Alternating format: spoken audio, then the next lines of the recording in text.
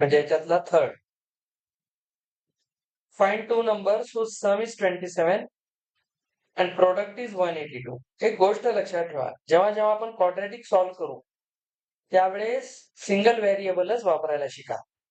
Double व्हेरिएबलचा quadratic असतो का? येस, असतो. जर तुम्हाला अशा टाईपचं इक्वेशन दिसलं, हे क्वाड्रॅटिक आहे 2 ह्याच्यातलं, याला आपण पुढे चालून 11वी 12वी मध्ये एक नाव देतो होमोजिनियस इक्वेशन्स. तुम्हाला मी 9th स्टँडर्डला किंवा पॉलिनॉमियल्स मध्ये डिग्री काढण्याची टेक्निक शिकवली होती. एक पेक्षा जास्त व्हेरिएबल असतील तर प्रत्येक पेअर मधल्या व्हेरिएबलचे पॉवर ऍड करतात. त्याच्यात ज्याचा पॉवर सगळ्यात मोठा येतो ती त्याची डिग्री असते. आणि जेव्हा सगळ्याच पॉवरला ऍड केल्यावर सेम सम येत असेल, जसं बघा इथे पॉवर 2 आहे, इथे पण 2 आहे, इथे 1 1 आहे, ह्यांना ऍड केल्यावर 2 येतं. तर सगळ्यांची सम पॉवर मध्ये बघा पेअर वाईज 2च आहे. तर अशाला म्हणतात होमोजिनियस इक्वेशन. तर तुम्हाला या टाईप मध्ये पण बिलकुल 2 ह्याचा क्वाड्रॅटिक दिसू शकतो, पण आता आपण तो नाही वापरणार. हे पण महत्वाचं आहे. आता इथे बघा 2 नंबरची सम 27 आहे. तर याला 2 नंबर म्हणले की डोक्यात येतात अरे एक एक्स आणि एक वाय, आणि इथेच तुम्ही बऱ्याच ठिकाणी अडकता. सर सॉल्व्ह होणार नाही का? 100% होईल. जर तुम्ही 2 व्हेरिएबल मानून जर याला सॉल्व्ह केलात तरी तुमचा आन्सर येणार. तसंच येणार, फक्त त्याला 2 व्हेरिएबल मध्ये घ्यावं लागेल आणि सबस्टिट्यूशनने सॉल्व्ह करावं लागेल. असू द्या, आपण एकानंच करू. आता आपण असं मानू, लेट बोथ नंबर्स बी. आता पहिला एक्स माना. आता एक्स मध्ये काय ऍड केल्यावर 27 येईल? सर 27 मायनस एक्स लाच ऍड करा.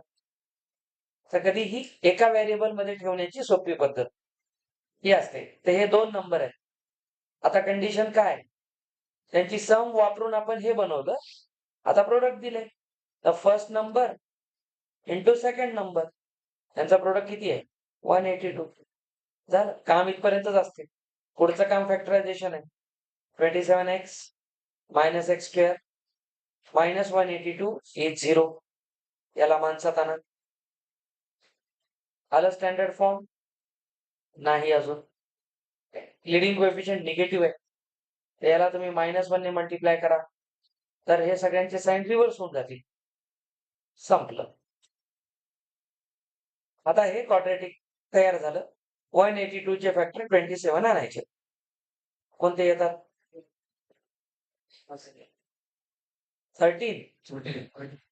13 आणि 14. ठीक आहे. तुम्हाला माहिती आहे, जर आठवलं नाही तर काय करतात? लक्षात घ्या. पाठ झालं तर चांगलीच गोष्ट आहे. आणि सगळ्यात मेन आहे, ऐका मी काय सांगणार. पटकन दिसले तर छान. फॅक्टरायझेशनचा हा एक प्रॉब्लेम आहे की याच्यात फॅक्टर कधी कधी लक्षात येत नाही मोठे नंबर आल्यावर. तर त्यासाठी आपली फॅक्टरायझेशन मेथड चालू द्यायची. बघा इथं 7 येतं आणि इथं 7 झालं, या पद्धतीनं. आता तुम्ही बघा, तुम्हाला सम किती आणायचे? 27. प्रोडक्ट तर येणार, प्रोडक्टचं टेन्शन नाही. फॅक्टरचं कामच आहे प्रोडक्ट देणं. ते सगळे फॅक्टर मल्टिप्लाय केल्यावर हेच मिळणार आहे. तिथं डोकं लावू नका. तुम्हाला 2 पेअर अशा काढायच्या जे 27 देतील. तर ही पेअर लावून ह्याच्यासोबत तर काही मिळणार नाही. बघा 15 आणि 7 मध्ये तर काही 27चं रिलेशन नाहीये. तर 2 पेअर मध्ये घ्या, 14 आणि 13. तर निगेटिव्ह पाहिजे, संपलं. तर याचा काही रोल नाही. आता सरळ घ्या, x square minus 14x minus 13x. बघा प्रोडक्ट पॉझिटिव्ह आहे, सम निगेटिव्ह आहे. इथून x कॉमन आउट करा, इथून 13 करा. बिंदास, फॅक्टर बरोबर असतील, साइन बरोबर असेल तर हे डोळे झाकून लिहित जा. हे सेम आलंच पाहिजे. तर x minus 14 into remaining x minus 13 is 0. याचा अर्थ x इज 14 और x इज 13. आपल्याला म्हणलेले 2 नंबरची सम 27 आहे. आता 2 नंबर जे आलेले आहेत तिथे तुम्हाला असं कुठेही म्हटलेलं नाही. ऐका मी काय सांगायला ते ऐका. मला याचं उत्तर काढण्यात एवढा पण इंटरेस्ट नाही. मला कॉन्सेप्ट सांगायचं आहे. हे जे 2 नंबर दिलेत परीक्षेमध्ये देतील, टू पॉझिटिव्ह नंबर्स असं देतील, तेव्हा ह्याच्यात जर चुकून एखादा फॅक्टर किंवा रूट निगेटिव्ह आला तर त्याला रिजेक्ट मारा. इथं दोन्ही पॉझिटिव्ह आले काही टेन्शन नाही. So the numbers are 13 and 14. आता एक गोष्ट लक्षात घ्या, हे योगायोगाने कन्झिक्युटिव्ह आले. क्वेश्चन मध्ये कुठेही म्हणलं नाही ते कन्झिक्युटिव्ह आहेत, योगायोगाने आले. पण इन केस जर क्वेश्चन मध्ये कन्झिक्युटिव्ह म्हणलं तर ते कन्झिक्युटिव्ह आले पाहिजे, जसं नेक्स्ट क्वेश्चन मध्ये. इथं चुकून आले म्हणून असं म्हणू नका माझं काही चुकलं का, म्हणले तर नाही म्हणू ना म्हणू. जनरल स्टेटमेंट आहे, खाली स्पेसिफिक आहे, याच्यावर फोकस करावंच लागेल. कारण इथं कुठं सम बाकी काही गोंधळ दिला नाही. चला पुढच्याला बघू. हे झालं तुमचं. नेक्स्ट चला सेकंड म्हणजे इथला फोर्थ बघा. Find two consecutive positive integers. प्रत्येकाकडं लक्ष पाहिजे, किती कंटाळा आला तरी लक्ष द्यायचं. दोन पॉझिटिव्ह पाहिजे, इंटिजर्स आहेत, ते निगेटिव्ह पण असू शकतात, म्हणून इथं पॉझिटिव्ह शब्द वापरलाय. तर याचा अर्थ असा आहे की आपण फॅक्टराइज केल्यावर जर निगेटिव्ह आला तर रिजेक्ट करा, कारण आपल्या आन्सरला पॉझिटिव्ह पाहिजे. आणि ते कन्झिक्युटिव्ह आहेत, म्हणजे आता मात्र कंपल्सरी वन आफ्टर सेकंड आला पाहिजे. तर sum of whose squares is, sum of whose squares is, बराच गोंधळ आहे. तर बघा, let two consecutive positive integers b. Sir positive आहेत ना, पहिला जर x असेल तर दुसरा x+1 असेल. नाही सर आम्ही x-1 घेतो, घ्या, काही फरक पडत नाही, तेच आन्सर येणार. कन्सिक्युटिव्ह आहे ना, पुढचा असेल मागचा असेल, मानणार तो व्हेरिएबल, ऍडजस्ट होऊन तेच येणार आहे. पण शक्यतो मायनसच्या फंद्यात पडत जाऊ नका, प्लस चांगलं असतं. आता कंडिशन काय म्हणते, खूप जण गोंधळ घालतील. सम ऑफ टू स्क्वेअर्स, काही जण ह्याची सम करतील. जर तुम्ही ह्याची सम केलात आणि 365 लिहिलात तर हे 2x आणि हा तिकडे जाऊन 364 बनतो आणि पोरं मस्तपैकी ह्याला 182 करतात आणि दुसऱ्याला 183 करतात आणि मग दोघांना ऍड करतात, किती आलं, 365 आलं. ठीक आहे, दिस इज रॉंग. का? अरे बाबा स्क्वेअर करा म्हणले ना, स्क्वेअर करा म्हणले, नंतर पाहिलं अरे स्क्वेअर म्हणलं, आता यांचे स्क्वेअर करून ऍड करा, ते नंबर काय येईल बघा. म्हणून क्वेश्चन मध्ये एकच करायचं, मॅथ्स मध्ये डोकं जागेवर ठेवायचं. तर हे असं आहे, तर कंडिशन काय, सम ऑफ स्क्वेअर्स. तर पहिला घ्या त्याचा स्क्वेअर, दुसरा घ्या त्याचा स्क्वेअर. बायनॉमियलचा स्क्वेअर हा होल स्क्वेअर असतो, दोघांना सेपरेट स्क्वेअर करू नका. त्याची सम 365 झालं. मेन टार्गेट हेच असते, याच्या पुढे तर काही नाही, आपलं हेच आहे. आता याला ए स्क्वेअर प्लस 2ab प्लस बी स्क्वेअर, याला इकडे घेऊन या. बाकी स्टोरी सिंपल आहे. इथं 2x स्क्वेअर येतो, इथं 2x येतो, इथं 364 येतो. याचा इक्विव्हॅलेंट लिहित जा म्हणून परवा सांगितलं होतं. सगळे डिवाइड होत असतील तरच इक्विव्हॅलेंट करायचं. लहान करा ना, फॅक्टर मोठे होतील, विनाकारण मोठा नंबर मिळेल. 2 ने डिवाइड करा overall. X square plus x, इथे किती येतं, 182. आता हा क्वेश्चन मागेच केलेला आहे. दोन नंबरचा प्रोडक्ट 182 आणि त्यांची सम 1, सर 13 14च होते. आता इथे तुम्हाला मी हे सांगतो, जर एक्स स्क्वेअरचा कोएफिशियंट +1 असेल तर तुम्ही फॅक्टर डायरेक्ट लिहू शकता. कसं लिहायचं बघा, दोन्हीकडे एक्स एक्स लिहा, एक फॅक्टर 14 लिहा, एक 13 लिहा, डायरेक्ट लिहा. आन्सर प्लस पाहिजे, प्रोडक्ट निगेटिव्ह पाहिजे. मोठ्या फॅक्टरला प्लस करा, लहान्याला मायनस करा. तेच केलं, काहीच केलं नाही मी दुसरं. तेच दोन फॅक्टर लिहा. अरे बाबा, प्लस डिफरन्स कधी येईल, +1 कधी येईल 14 आणि 13चं, 14 प्लस राहिला तरच येईल. 13 ला प्लस आणि 14 ला मायनस केला तिथं -1 येईल ना. आपल्याला +1 पाहिजे, मग ह्याला प्लस ह्याला मायनस. इथून x ची एक व्हॅल्यू निगेटिव्ह 14 येते, दिसलं? और हे 13 येते. आता नंबर्स आर 13 आणि निगेटिव्ह 14 म्हणायचं नाही. का सर? इंटिजर म्हणाले की इंटिजर निगेटिव्ह नसतात काय? तुम्ही शिकवलं. अरे मी हे पण शिकवले आता. इथे पॉझिटिव्ह आहे. त्याच्याकडे पण लक्ष देत चला. तर इथं निगेटिव्ह जमणार नाही. Negative 14 not positive. So x is equal to -14 rejected. तो कोणाला ऍक्सेप्ट करा? 13 ला. सर x 13 आहे का? ओके. ओके. तर आपले जे नंबर्स असतील ते काय म्हणतील? सर x 13 आणि पुढे एक वाढून 14.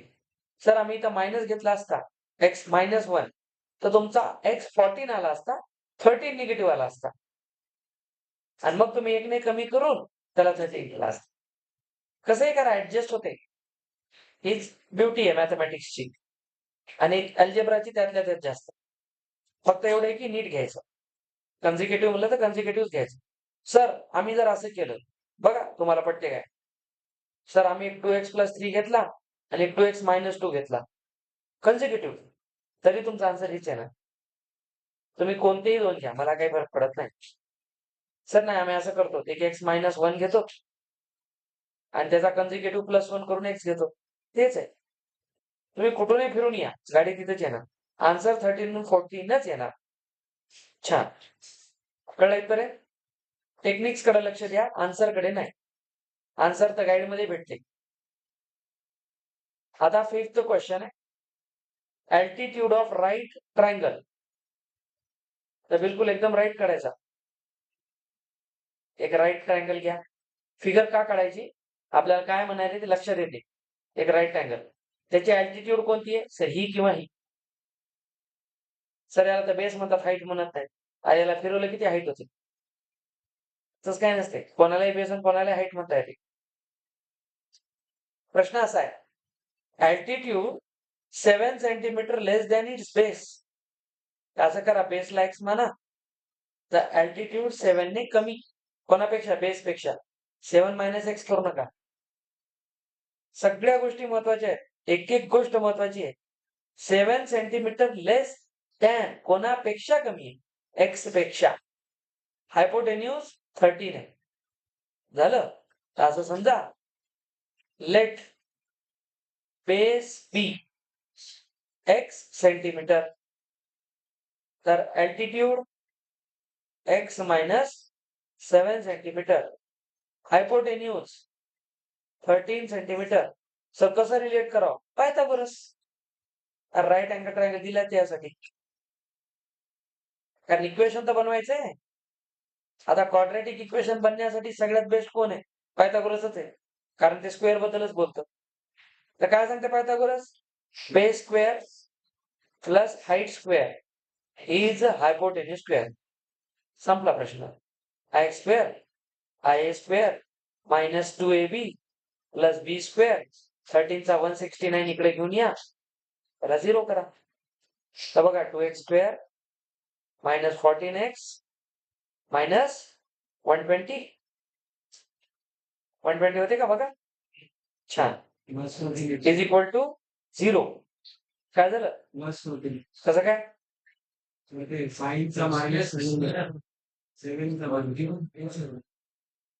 a minus B whole square काय असते? a square -2ab plus B square. तेच केलं. कोण मायनस आहे? -7 चा स्क्वेअर काय असते? अरे बाबा, everything is correct. 2x square -14x आणि इथे -120. आता याला 2 ने डिवाइड करा.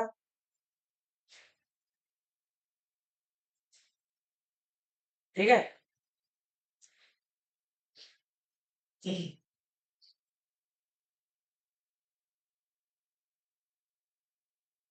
बरोबर आहे. हा प्लस इकडे येऊन मायनस झाला. चला, वेळ कमी आहे, लक्ष द्या. 6. आता आपण या क्वेश्चनला अॅनलाइज करू, कसं इक्वेशन बनतं. हे तर झालं फक्त एक टेक्स्टबुक मधला क्वेश्चन. मेन आहे अनालिसिस. एक कॉटेज इंडस्ट्री आहे, ती काय करते, पॉटरी आर्टिकल्स बनवते एका दिवसात, काही बनवते. असं लक्षात आलं की एका पर्टिक्युलर डेला ईच आर्टिकल, ते प्रत्येक आर्टिकल बनवण्याचा जो कॉस्ट आहे, खर्च आहे, तो किती आहे, 3 more than twice the number of articles produced on that. तर त्या दिवशी त्यांनी जेवढे आर्टिकल्स बनवले त्या संख्येच्या डबल मध्ये +3 केला तर त्याची प्राइस आहे, एवढी कॉस्ट आहे. जर टोटल कॉस्ट त्या दिवशी ₹90 लागली त्या आर्टिकल बनवण्याची, तर त्याने त्या दिवशी किती आर्टिकल बनवले आणि त्या प्रत्येकाची काय प्राइस होती. आता नीट बघा, एक नियम वापरायचा, स्टार्ट फ्रॉम एंड. ठीक आहे, स्टार्ट फ्रॉम एंड म्हणजे जे विचारले तिथूनच सुरू करा इक्वेशन. सर कशाला एक्स मानू, हेच मेन प्रॉब्लेम आहे. तर काय काढायचंय, नंबर ऑफ आर्टिकल्स, त्याला एक्स माना. बघा, let number of articles produce, आता कोणी इकडे तिकडे पाहायचं नाही, दॅट डे पुन्हा मी सांगणार नाही हे रिवाइज करा म्हणलं. एक्स त्या दिवशी समजा एक्स आर्टिकल बनवले, तर त्याची कॉस्ट काय येईल. सर कॉस्ट म्हणजे जेवढे बनवले त्याच्या डबल पेक्षा 3 जास्त, एवढे रुपीज त्याची कॉस्ट आहे. समजलं, 2x + 3. आता टोटल कॉस्ट काय असते, मला जर दुकानातून एखादी वस्तू घ्यायची तर मी काय विचार करतो, किती वस्तू घेतल्या, बिल कसं बनते, किती वस्तू घेतल्या प्रत्येकाची किंमत. तर सांगा किती वस्तू घेतल्या एक्स, प्रत्येकाची किंमत 2x + 3, यांचं प्रोडक्ट. तर टोटल कॉस्ट किती आहे, एक्स इंटू 2x + 3. पण ही कॉस्ट आपल्याला किती दिलेली आहे, ₹90. संपलं, क्वेश्चन संपला. तर बघा, एक्स आर्टिकल्स, प्रत्येकाचं प्राइस 2x + 3, तर टोटल प्राइस 90. 2x² + 3x - 90. 180 चे फॅक्टर 3 आणा, 12 आणि 15. ठीक आहे, आपल्याला निगेटिव्ह आणायचंय. इकडे बघा, 12 प्लस मध्ये घ्या, नाही मायनस मध्ये घ्या, आणि 15ला प्लस मध्ये घ्या, कारण डिफरन्स पॉझिटिव्ह आला पाहिजे आणि प्रोडक्ट निगेटिव्ह. काही अडचण नाही, इथून कॉमन आउट करा, 2x, इथून x - 6 येतो, इथे 15, 15 6 जा 90 येतं. तर डायरेक्ट बघा, x 16 6 येतं आणि इथे 2x + 15 ला 0 करा, इथून x किती येते, -15/2. सर x काय, नंबर ऑफ आर्टिकल्स. असं कधी होणार नाही की आज आम्ही -10 डॉल्स या कंपनीनं बनवले, तर नंबर ऑफ आर्टिकल निगेटिव्ह नसतं. Number of articles can not be negative. म्हणून आपण x ला काय नाही घेणार, त्याला रिजेक्ट करा. तर नंबर ऑफ आर्टिकल्स त्या दिवशी किती बनवले, 6. बघा, नंबर ऑफ आर्टिकल प्रोड्युस्ड, तर 6 बनवले आणि त्याची कॉस्ट किती होती. सर कॉस्ट होती जेवढे बनवले त्याच्या डबल पेक्षा 3 जास्त, तर 2 × 6 + 3. तर त्या दिवशी बनवायला प्रत्येकी खर्च आला ₹15. असे किती बनवले, 6. तर 15 6 जा 90, बघा टोटल खर्च ₹90. असा दिमाग लावायचा असते. तर क्वेश्चन बनवताना या पद्धतीने विचार करायला शिका. ओके, छान. पुढची एक्सरसाइज